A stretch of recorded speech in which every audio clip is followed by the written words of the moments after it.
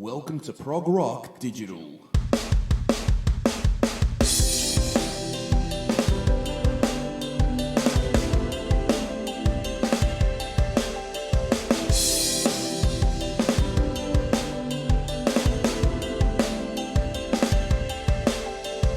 Hi everyone, and welcome back to another episode of Prog Rock Digital. This is episode 3 of season 2.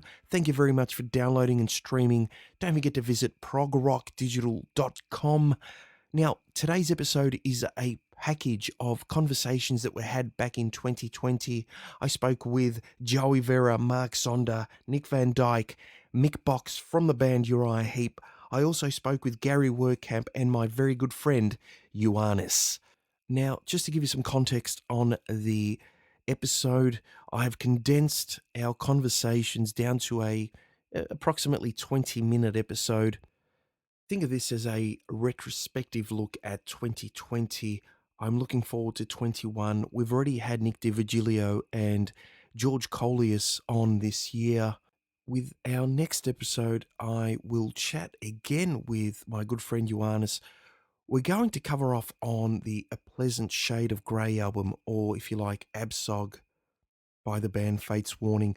Ioannis is the man that, if you like, put together the cover work, front cover, and the artwork for that album. So we're going to chat about the band at the time, the environment that Ioannis was working in, the label, and just a general conversation about the Absog album from Ioannis's eyes. Until then, take care, stay safe, enjoy the show. Paris of Troy out through Ludos Records, their debut single, Torn Away. Australian prog at its best. Available for download and stream on all digital platforms.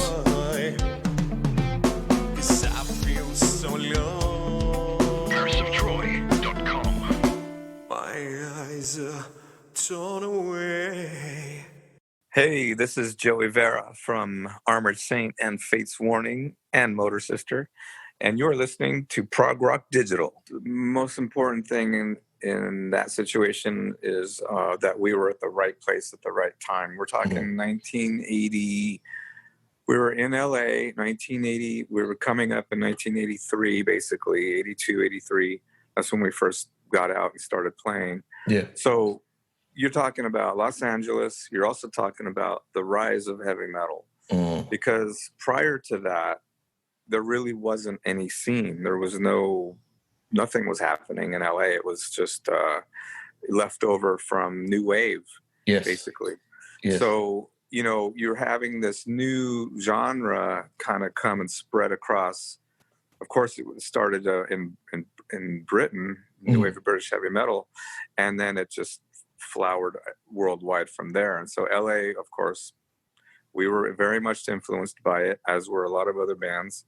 And bands just started getting snatched up. I mean, Quiet Riot was the first band to get signed, then Motley Crue. And then from there, it just started snowballing. Then you had bands like Wasp, you had bands like Rat, Black and Blue. All these bands started coming out of LA, and we were right there with them. We were at the same age, and we were playing the clubs at the same time.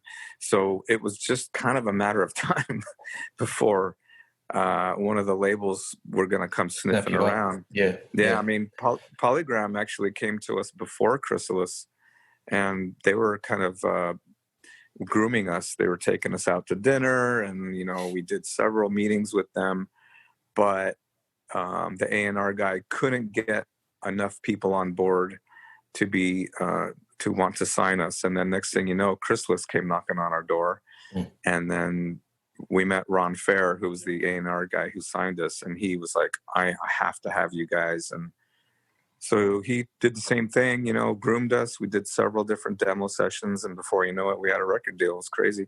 And the thing is, too, like, we had only been a band for like a year and a half at this point. So we were pretty young, and we'd only done something like 46 gigs or 45 gigs in that span. And, at this time too, like it was a new scene here. So it was just teeming with popularity. So every band was doing well. So we were playing with Wasp. We were playing with Rat. We were playing with Black and Blue, selling clubs out ourselves at this point. We could play to 300 to 600 people on a given night. So we were a small commodity, just playing in LA. And that was the only thing. We played in Los Angeles and Orange County, a little bit down south, and that was it. We were just playing the clubs. That was it. We didn't get on tour until after our first major label record came out in '84. Our first record came out, and our very first tour ever was pretty impressive. We were supporting Quiet Riot on their Condition Critical tour, yes. And the direct support for them was Whitesnake on the Slide It In tour. And so we were third band on the bill, and we were like, oh my God, what are we doing here? Watching David Coverdale every night, John Sykes, Cozy Powell was on drums. I mean, wow, we were freaking out, like, oh my God, I can't believe this is actually happening. So that was pretty phenomenal. I mean, I'll never forget that experience. Was just incredible. Hey, this is Mark Zonder of Warlord, Fates Warning, and 17 other bands, and you're listening to Prog Rock Digital. To the layman, it may seem as if it's somewhat disconnected from the composition itself, but I mean, your drumming and your patterns always seem to fall back in line and in sync with the song and the project. So there is definitely a mathematical brain working overtime, if you like. I definitely appreciate that. Even though Portnoy used to call it robotic, but okay, whatever. But then again, if you want a good laugh, go watch him play Point of View in 11th Hour in Sao Paulo or whatever it is with Fates Warning, and you want to see someone butcher up a track. I met Gary Wehrkamp. It was 20 years ago, and we moved to New York, and I called Mike Varney. Remember who Mike Varney is? Shrapnel Records? Yes. Okay, so I called Mike and said, hey, Mike, I'm looking for a guitar player. I'm looking for a guitar player, keyboard player, whatever. I want to start another band. I want to do some stuff. Who do you got? So he hooks me up with Gary, and we talk, and he's in Pennsylvania, whatever. Gary and I have probably written, I don't know, he says 85-ish, 85 to 100, I don't know, songs. I mean, like songs, not ideas, songs. We've always been trying to put stuff together. We have a list of singers that flaked on us. Like I was said before, even before I was prompted, me and Gary could sit down in a room for 4 hours and probably write 5 songs. Just an amazing connection. The professionalism too. I'll send him an idea and I'll go to bed and I'll wake up and there'll be like 9-part harmony that he recorded, because he's got a very, very, very, very nice studio and he knows what he's doing. And it's just amazing to hear stuff coming back, like all of a sudden, it's crazy. Well, I got this guitar part, and hey, I got this keyboard, and it's like almost like a finished record. But no, I love Gary. We get along amazingly well, both in music and then out of music too. Just a lot of our lives kind of ran parallel. We were both involved in fires.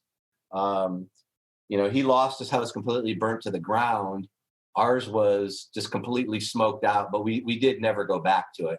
But ours wasn't burnt to the ground. But yeah, he's got a son right around the same age as my 2 kids. I have twins. A lot of parallel things, a lot of the same opinions and ideas as far as music goes and how it's done. And again, a total professional as far as just getting it done, And so what happened was we had so many songs and we had all these singers just bail, I could give you a list. I'm not sure if Gary ever gave you a list, but there's a list, and they just didn't, hey, Gary, what do you got? I don't have anything, kind of thing. And I think I said to Gary one time, I go, dude, why don't you just sing? This is getting ridiculous. We've got a gazillion songs. So basically that Zonder Wehrkamp album came out of that same idea. I just kept sending Gary ideas. I still to this day, when I'm not like in the middle of like recording something, I just go in there and play and record and try to come up with like these cool, great ideas. and then I send them to Gary. I send them to the guys that I'm working with now on the other project as well. And just start writing stuff. And Gary just has a knack to be able to just write. Some guys are better at it than others, but no, unbelievably talented. Guitar, keyboard player, singer. The whole nine. So no, definitely. My quote go-to guy, even on projects when I need background vocals. I go to him. He's the guy that I'd like to have mix this next thing, because he did an amazing job on the Zonder Wehrkamp thing that we did. And yeah, I love the guy. This is Nick Van Dyke from Redemption. You're listening to Prog Rock Digital. It was mostly, I had written over the course of, God knows how many, 15 years, just a bunch of stuff that I never thought was going to go anywhere. But it was a fun creative outlet. And some of it was okay, and some of it was probably not very good.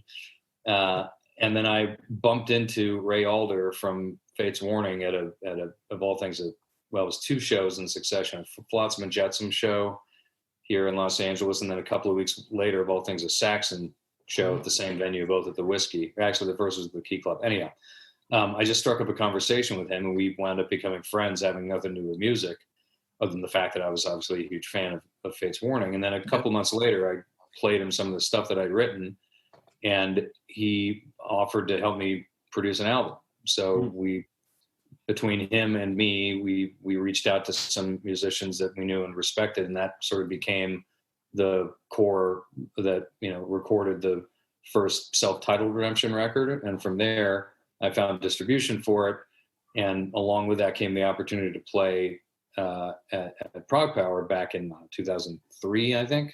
Yeah.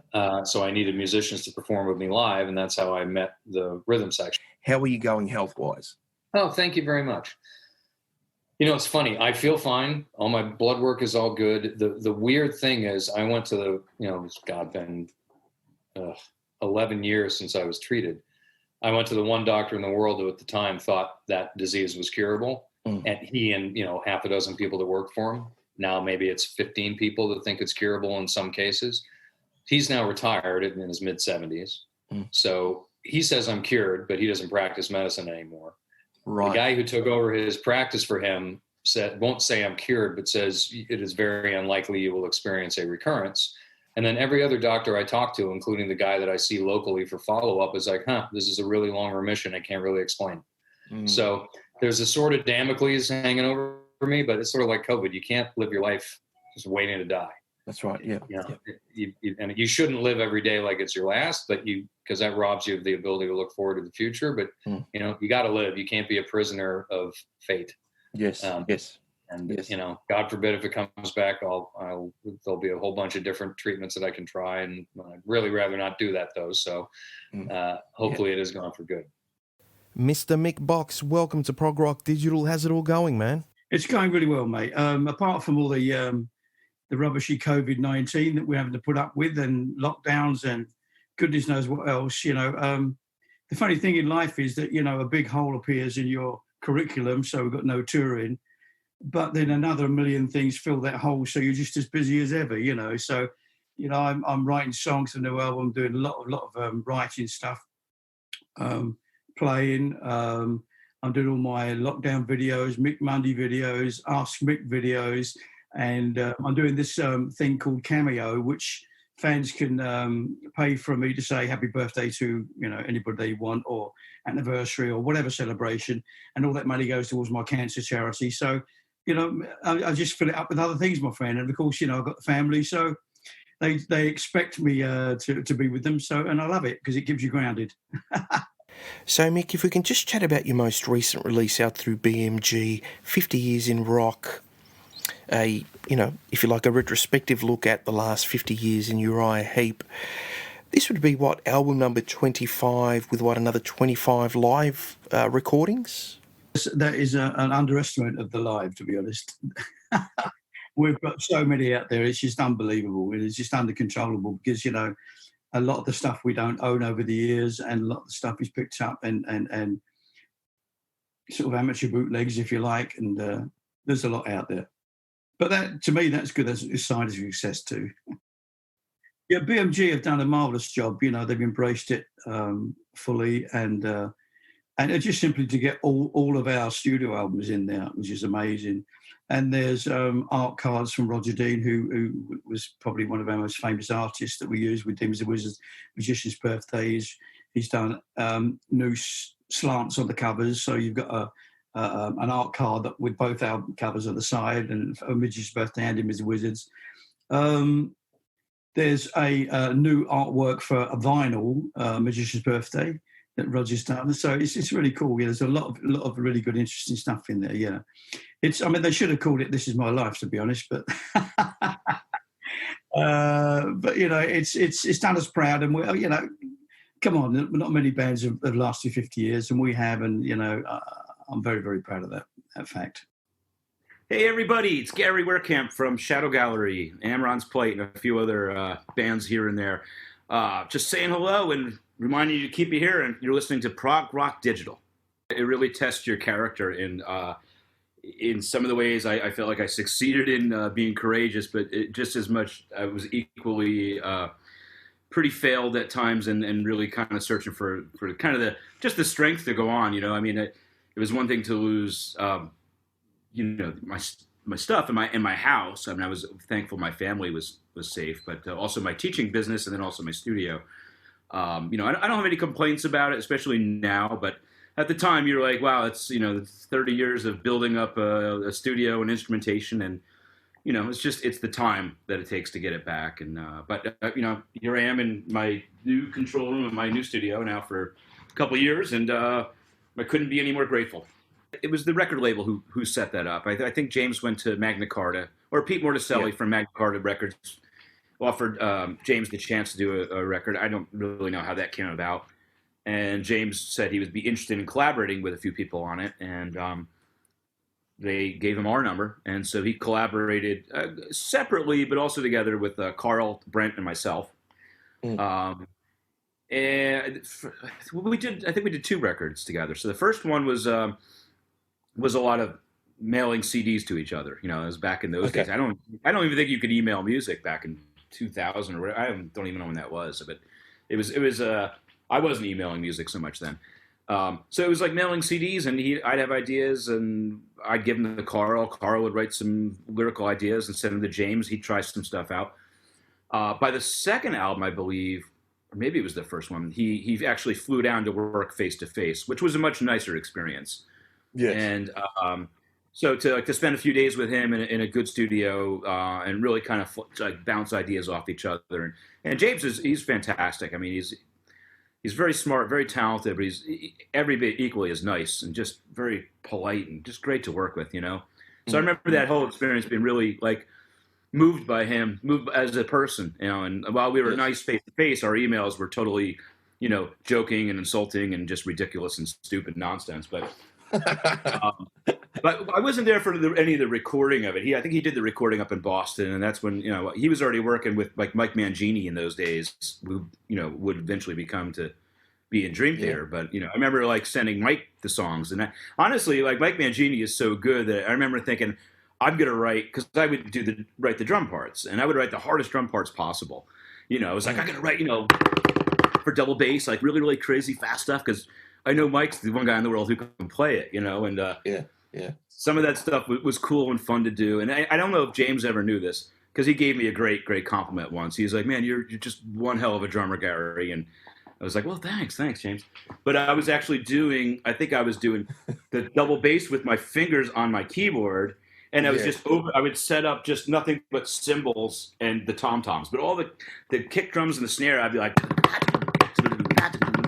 And then I would overdub with a couple room mics, just me hitting the crashes and the hi-hat and the toms. And so it sounded like a real kid. It sounded like I was really drumming, but I really was kind of faking it. But I'm no Mike Mangini, I can tell you that. I've done about, close to 400 record covers at last count. Wow.